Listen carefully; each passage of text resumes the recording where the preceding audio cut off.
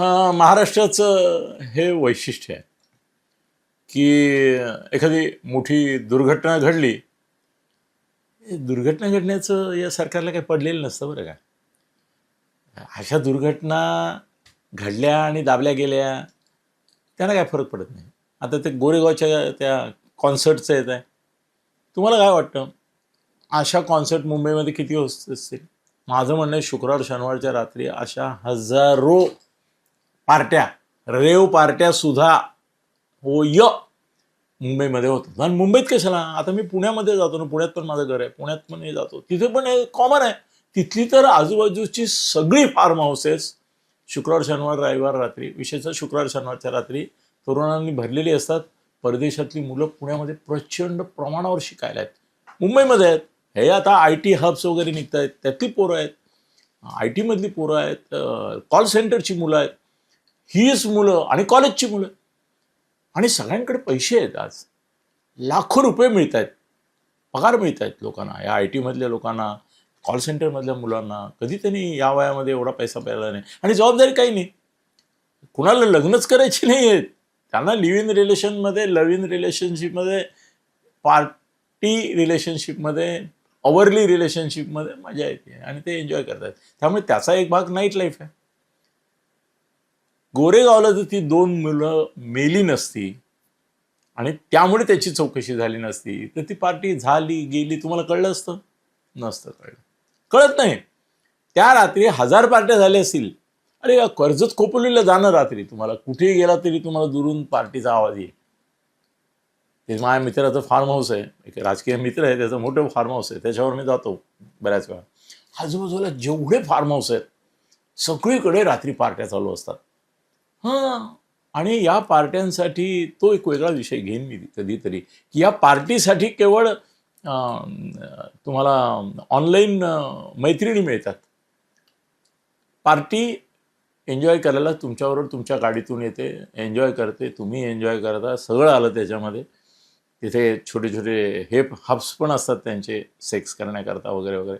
आणि जिकडे तिकडे अख्खं, आता फार्म हाऊस म्हणजे उत्पन्नाचं मोठं साधन आहे. काय स्टार लोक पण फार्म हाऊस करतायत, ते काय कुटुंब करतात का, या पार्ट्यांकरता करतात. आणि रेव पार्टीमध्ये हे ड्रग पकडलं जातं तेव्हा तुम्ही ऐकता 5000चं पकडलं, 10,000चं पकडलं, करोडचं, तुम्हाला प्रश्न नाही पडत.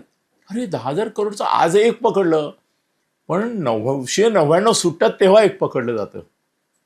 मग 999 जी आली, हजारो करोड लाखो करोडची गेली कुठे? ही या पार्ट्यात जातात. आता गंमत अशी आहे की सरकारचं म्हणणं आहे तुम्ही करा सगळं, आमच्या अंगाशी येऊ नका. म्हणजे मीडियाने आम्हाला बदनाम नाही केलं पाहिजे. मीडियाने बदनाम केलं तर आम्ही अंगावर आहे या ना.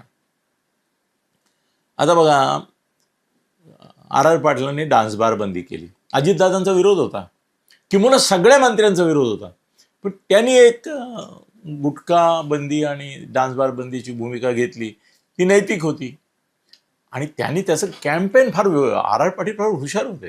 त्यांनी त्याचा व्यवस्थित मीडियाचा वापर करून त्याचा कॅम्पेन इतका सुंदर केला की सगळ्यांची बोलती बंद झाली. त्यामुळे इच्छेविरुद्ध, अंधश्रद्धा निर्मूलन विधेयक जर खरोखर जनमत म्हणजे लोकप्रतिनिधींचं तुमच्या विधानसभेतलं घेतलं असतं ना, तर 90% 99% लोकांचा विरोध होता अंधश्रद्धा निर्मूलन विधेयकाला.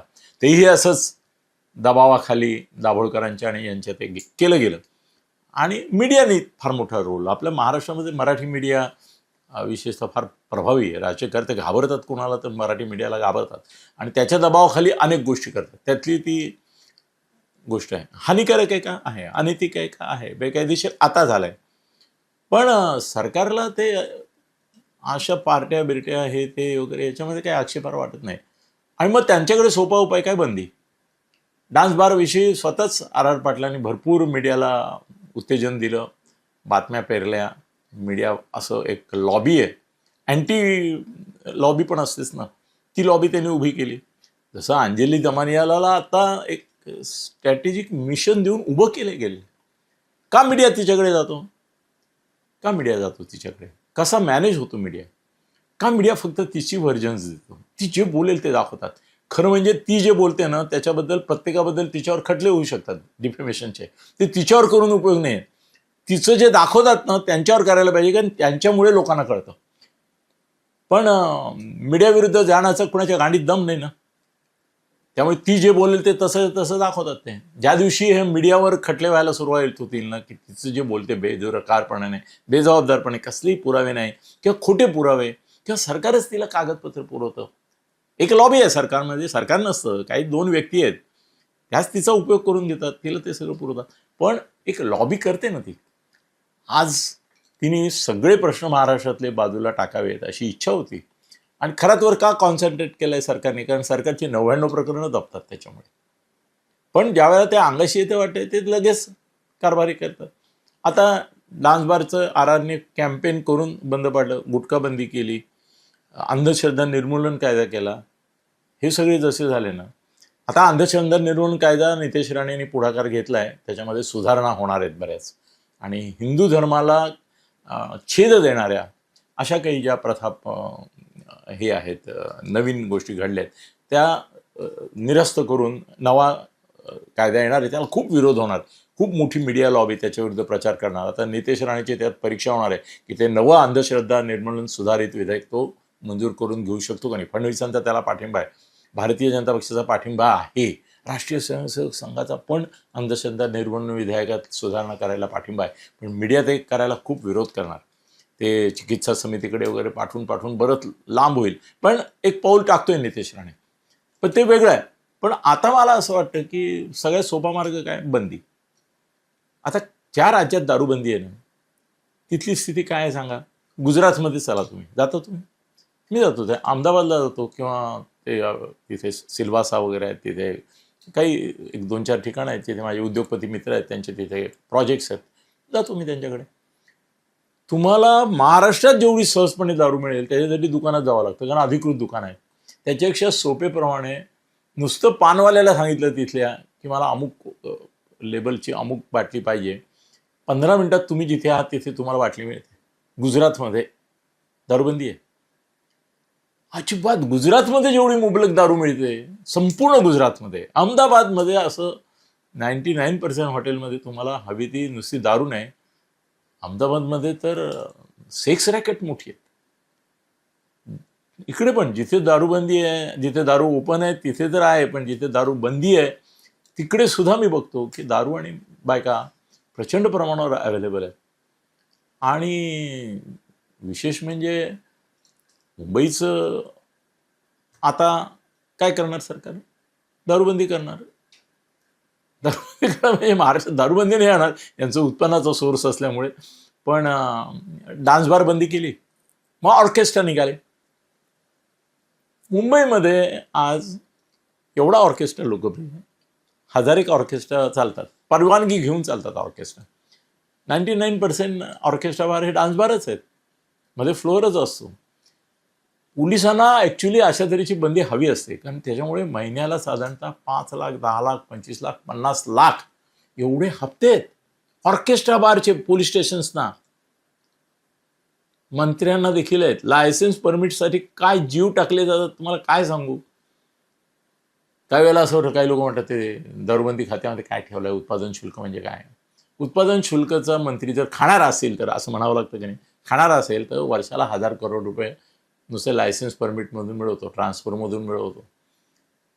हो, बघा ना त्यांचे PA कसे गब्बर झालेत. माझ्या ओळखीत आत्ताच एका माजी दारूबंदी मंत्री, उत्पादन शुल्क मंत्र्याचा PM याला, अरे 500 कोटीची संपत्ती निघाली त्याची, त्याच्या पोरांची भांडणं झाली. तो माणूसही माझा मित्र होता, त्याचा बापही म्हणजे जो मंत्री होता तोही मित्र होता. त्यामुळे मला त्या मुलांच्या भांडणात मी पडलो तेव्हा कळलं की 500 कोटीची संपत्ती त्या PAची आहे. 5000 कोटीची मालकाची असणार, त्याच्या मंत्र्याची असणार. दारूबंदीच्या नाही आपल्या इथे, पण त्याचे निकष जे आहे ते आहे, त्याच्यात इतक्या पळवाट आहेत.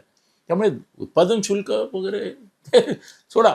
पण आता गुटखा बंदी केली, तुम्ही मला सांगा, तुम्ही जा आणि तुम्हाला गुटखा पाहिजे अशी इच्छा व्यक्त करा कुठल्याही पानवाल्याकडे. 90% पानवाले तुम्हाला एकतर त्याच्याकडूनच काढून देतील, नाही तर कुठे मिळतं ते सांगतील. तुम्हाला डान्स बघायला जायचं आहे, तुम्ही कुठल्याही रेस्टॉरंटवाल्याला, ह्याच्या नाही, हे जे ऑर्केस्ट्रा रेस्टॉरंट आहेत त्याला विचारा की तुमच्याकडे आहे का सोय. तो म्हणतो रात्री 11 नंतर आहे, पण 11 वाजेपर्यंत नाही, 11 नंतर आमच्या इथे डान्स बार रेग्युलरली चालू असतो. आजही छापा घातला तर गुप्त खोल्या का सापडतात? त्याच्यामध्ये मुली असतात. का का त्या मुली तिथे आहेत? आहे की नाही? पूर्वी तर सर्व्हिस होती, लेडीज सर्व्हिस नावाची रेस्टॉरंट असायची, त्यात डान्स वगैरे नसायचा. पण त्या ज्या वेट्रेस असायच्या त्या गिरायकांच्या बाजूला बसायच्या, चाळे करू द्यायच्या, त्याचे पैसे घ्यायच्या. आजही लेडीज सर्व्हिस वेगळ्या प्रकारे चालू आहे. आज मुंबईमध्ये एस्कॉट्स ह्या ज्या पार्ट्यांना मुली जातात त्याच्यामधल्या कितीतरी मुलींना एकेका रात्रीसाठी लाख लाख रुपये मिळतात. अप्सरासारख्या पोरी असतात, फिल्म लाईनमधल्या असतात, त्यातल्या काही काही एक्स्ट्रा असतात, काही साईडले हिरोईन्स असतात, काही सिरियलच्या हिरोईन्स असतात, साईड हिरोईन्स असतात, कॅरेक्टरमध्ये असतात. लाख लाख रुपये रात्रीला एस्कॉटचे. संध्याकाळी 6 ते पहाटे 6 दुसऱ्यापर्यंत 1,00,000 रुपये, 50,000 25,000 तर कॉमन रेट्स आहेत. आज मुंबईमध्ये तुम्ही एस्कॉट सर्व्हिसच्या ॲपवर जा ना किंवा वेबसाईटवर जा, हजारो मुली आहेत आणि त्यांचे फोटो असतात आणि ते just give you company and what ever you want you pay accordingly. ह्याच मुली तर येतात तिथे आणि अनेक कॉलेज गोईंग मुली, अनेक IT मधल्या मुली, अनेक कॉल सेंटरमधल्या मुली ही कंपनी देण्याचा रेग्युलरली धंदा करतात. बरोबर जातात, त्यातल्या काही संभोग नाही करू देत, त्या नुसतं बाकी मजा करू देतात बरोबर, पण जातात. आणि हे नाईट लाईफ आहे. आता आज मला सकाळी माझा एक मित्र म्हणाला की फडणवीसांचं असं चाललंय की मुंबईमध्ये कॉन्सर्टवर बंदी घालायची. मी म्हटलं आधी म्युझिक अलाउड केलंय तुम्ही, त्याच्यावर नाही बंदी घातली. डान्स बारवर बंदी घातली तर म्युझिक निघालंय. उद्या कॉन्सर्टवर बंदी घातली, आपल्याला ते येणार. एवढंच आहे, हप्ते वाढतील, मंत्र्यांचेही वाढतील. आणि सगळ्यात मोठी गोष्ट सांगू का, हे सगळं सांगतो नाही मी तुम्हाला, मॅक्झिमम इन्व्हेस्टमेंट मी तुम्हाला सांगू 60 ते 70% या कॉन्सर्टमध्ये मोठमोठ्या नेत्यांची, आमदारांची, खासदारांची, लोकप्रतिनिधींची, नगरसेवकांची, अधिकाऱ्यांची, IAS अधिकाऱ्यांची, IPS अधिकाऱ्यांची मुलं, नातेवाईक, जावई, मेवणे, पाहुणे पार्टनर असतात. पार्टनर मुंबईमधल्या ऑर्केस्ट्रा बारमध्ये, याच्यामध्ये अनैतिक आणि बेकायदेशीर अशा धंद्यामध्ये हल्ली IAS IPSचे नातेवाईक, मंत्र्यांचे नातेवाईक, आमदार खासदारांचे नातेवाईक पार्टनर म्हणून घेतात. अनेक वेळा त्यांना पैसे टाकायला लागत नाही, त्यांना ऑन रेकॉर्ड पार्टनरशिप दिलेली असते आणि कुठे काही आलं अंगाशी तर त्यांनी सोडवायचं, एवढीच अपेक्षा असते. रिटायर्ड IAS ऑफिसर कमावलेला पैसा जो असतो, IPS अधिकारी कमावलेला पैसा इन्व्हेस्ट कुठे करतात? तुम्हाला प्रश्न पडतो, अरे हजारो करोड कमावतात, जातात कुठे? हे असे सगळे जे धंदे असतात त्याच्या फार्म हाऊसेसमध्ये एवढे पैसे काय घालता येते? कारण फार्म हाऊसमध्ये रिटर्न आहे ते सगळे रेव पार्ट्याचे रिटर्न्स आहेत मॅक्झिमम, होय की नाही? त्यामुळे आता सरकार, फडणवीसांनी त्याची चर्चा केली काही लोकांची, किंवा हे कन्सर्ट ज्या प्रकारचे हे जे आहेत निन्या ठिकाणी, याच्यावर बंदी घालायचाच काय करूया आपण. डान्स बार बंदी करून RR पाटील मोठे झाले, RR बिचारे गेले म्हणून, नाही तर त्यांना ऑर्केस्ट्रा बार बघायची वेळ आली असती. मग म्हणाले सर आता ऑर्केस्ट्रा बारवर बंदी घाला. काय ना, जगभरातला हा अनुभव आहे. मी जगभर फिरलेलो आहे, जगभर फिरलोय, 20-25 देशात गेलो, सगळ्या ठिकाणी मी बघतो night life is night life. Drugs are everywhere. असा तुम्हाला देश दिसणार नाही जिथे ज्या गोष्टी तुम्ही सांगताय ना त्या नाहीत. असं आज फ्रान्स घ्या, ब्रिटनसारखं एक ट्रॅडिशनली ॲटोक्रेटिक मानलं जाणारा देश घ्या, अमेरिका तर स्वैरच आहे, त्याच्याबद्दल काही प्रश्न नाही. पण जिकडे जावं, अरे चीन आणि रशिया पुढे सुद्धा हे सगळं ड्रगपासून, नाईट लाईफपासूनचे प्रश्न आहेत. किती कम्युनिस्ट राष्ट्र आहेत पण तिथे आहेत. आणि जगामध्ये असं एखादंही राष्ट्र मला दिसतं, अगदी मुस्लिम आता दुबई मुस्लिम राष्ट्र आहे की नाही? मला सांगितलं याचा आश्चर्य, बँकॉकपेक्षा आता मॅक्झिमम सेक्स लाईफ हे दुबईत आहे. आपण ऐकतो तिथे काय व्यभिचार केला ते लिंगछेद करतात, अफेअर केले तर लिंगछेद करतात, तिथे काय बुरख्यातलेच सगळे असतात वगैरे वगैरे. मॅक्झिमम सेक्स हे जे चालतात बिझनेस दुबईत आहे. दुबईतलं जाऊन येतात लोक, ते कुटुंब वगैरे जातात, त्यांच्याबद्दल काय मला म्हणायचं नाही. बाकी लोक कशासाठी जातात?